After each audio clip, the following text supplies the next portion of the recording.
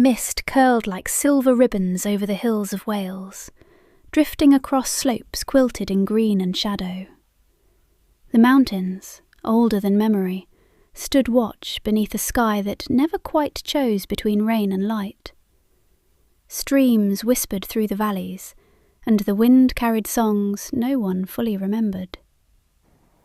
In a quiet hollow between two ridges lay a small village of stone cottages, their roofs softened by lichen and time.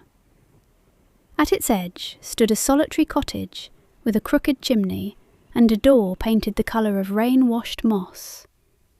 There lived Elin. She lingered where others hurried.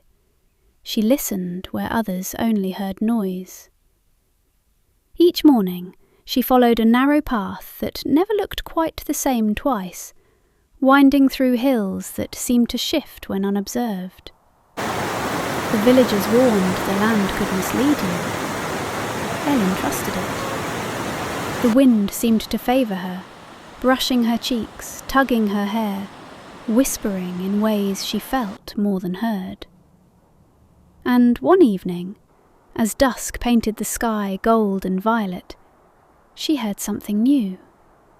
A song rising not from the air, but from the earth itself. Soft, ancient, alive.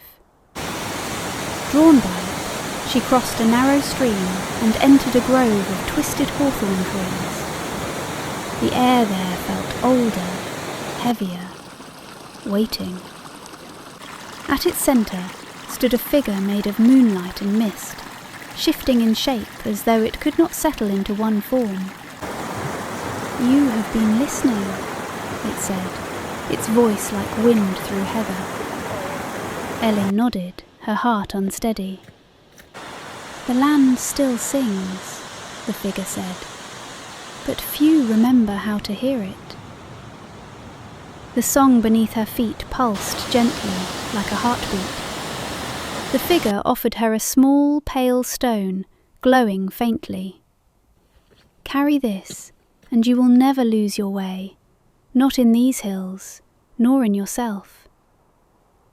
When Elin took it, warmth spread through her, and the world seemed to deepen, the colours richer, the silence fuller, the land somehow awake.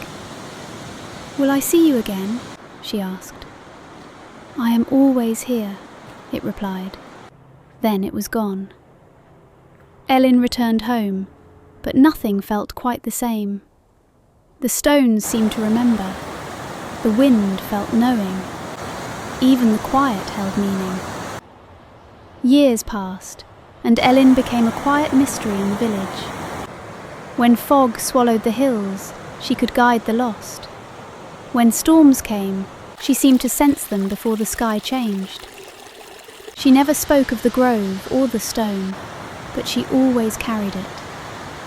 Travellers began to tell stories. They spoke of a woman who walked the hills at twilight, never lost, even in the thickest mist. They said she knew paths no map could show, and that if you followed her, you would find your way home, though not always the home you expected. And sometimes, if you wandered long enough, you might hear it too, a soft, lilting song beneath your feet. If you listened closely, the wind might guide you, the mist might part, the land itself might remember you. For the Welsh hills still sing, and they do not forget those who listen.